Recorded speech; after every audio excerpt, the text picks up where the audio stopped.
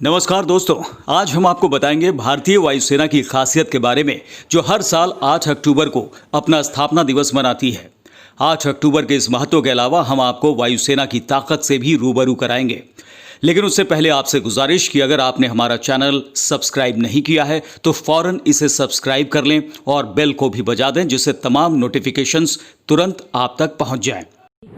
तो दोस्तों, आपको बता दें कि भारतीय वायुसेना ने औपचारिक रूप से 8 अक्टूबर 1932 को अपना ऑपरेशन शुरू किया था और इसीलिए 8 अक्टूबर को हर साल वो स्थापना दिवस मनाती है। हालांकि पहली बार वायुसेना के विमान ने 1 अप्रैल 1933 को उड़ान भरी थी और इसी दिन वायुसेना का पहला दस्ता बना था, जिसमें 6 RAF ट्रेंड ऑफिसर और 19 हवाई सिपाही शामिल किए गए थे।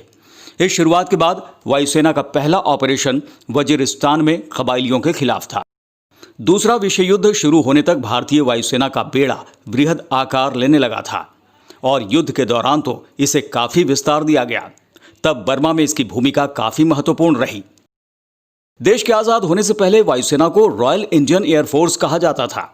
आजादी के बाद रॉयल शब्द हटाकर इसे सिर्फ इंडियन एयरफोर्स कर दिया गया। आजादी से पहले वायुसेना आर्मी के तहत ही काम करती थी।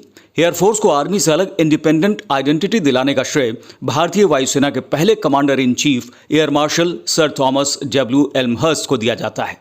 आजादी के बाद एल्महर्स्ट को भारतीय वायुसेना का पहला चीफ एयर मार्शल बनाया गया था। वो 15 अगस्त 1947 से 22 फरवरी 1950 तक इस पद पर बने रहे थे। दोस्तों, भारतीय वायुसेना का आदर्श वाक्य है नभः स्पृशं दीप्तम। ये गीता के 11वें अध्याय से लिया गया है। ये महाभारत के युद्ध के दौरान कुरुक्षेत्र में भगवान श्री कृष्ण द्वारा अर्जुन को दिए गए उपदेश का एक अंश है। वायुसेना ध्वज वायुसेना निशान से अलग नीले रंग का है, जिसके शुरुआती 1/4 भाग में राष्ट्रीय ध्वज बना है और बीच के हिस्से में राष्ट्रीय ध्वज के तीनों रंगों अर्थात केसरिया, श्वेत और हरे रंग से बना एक वृत्त है।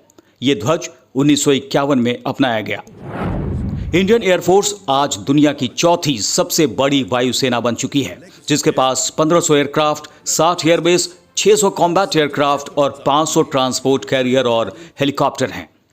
वायुसेना 5 ऑपरेशनल और 2 फंक्शनल कमांड्स में बटी हुई है। हर कमांड का नेतृत्व एयर मार्शल की रैंक के air officer commanding in chief करते हैं। ऑपरेशनल कमांड का उद्देश्य पूरी जिम्मेदारी के साथ एयरक्राफ्ट का इस्तेमाल करते हुए मिलिट्री ऑपरेशन को अंजाम देना है। फंक्शनल कमांड की तैयारी हमेशा युद्ध के लिए तैयार रहने की होती है। आपको यह भी बता दें कि गाजियाबाद स्थित हिंडन एयरफोर्स स्टेशन एशिया का सबसे बड़ा और दुनिया का 8वां सबसे बड़ा एयरफोर्स स्टेशन है। वहीं 22,000 फीट पर स्थित सियाचिन ग्लेशियर एयरफोर्स स्टेशन दुनिया का सबसे ऊंचा एयरफोर्स स्टेशन है।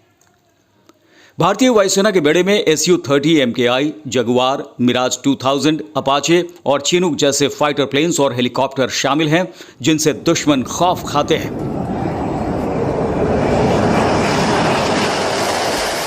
और अब राफेल के भी आ जाने से चीन और पाकिस्तान की नींद ही उड़ गई है।